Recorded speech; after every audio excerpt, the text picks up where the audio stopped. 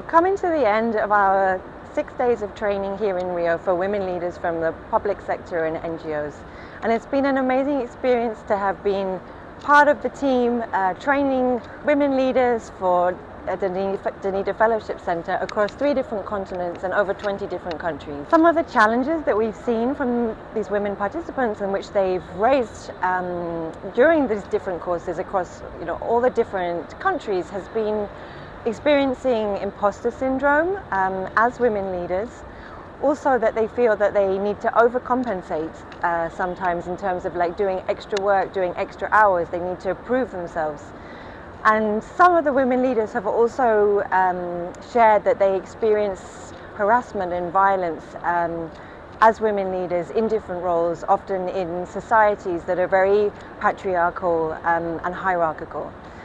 But it's fantastic to see that during this course, whether it was the 6 days or 2 weeks, that they've really built connections between each other. I think that's one thing that the women express again and again, that they suddenly realize that they're not alone, that a lot of the other women are experiencing some of the same kinds of challenges. And another thing is the transformation that happens. And I think at every course they come, and I think that when they're learning a lot of the different topics that we're talking about, and they're reflecting, that they start kind of slowly to transform, and they really reflect on the ways in which they behave as leaders, in the ways in which they have been socialized as women, and what that means when they become, they reach the top as managers, as directors in their organizations. It's really fantastic to be able to see that.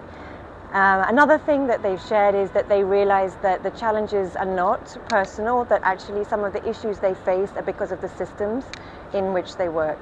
And I think that is in some ways a relief to them. What also helps is the kind of connection between them, that I think they become often kind of more committed through this course to be able to change things for themselves. But a lot of the other women talk about supporting other women leaders and mentoring younger women and setting up networks to be able to do that.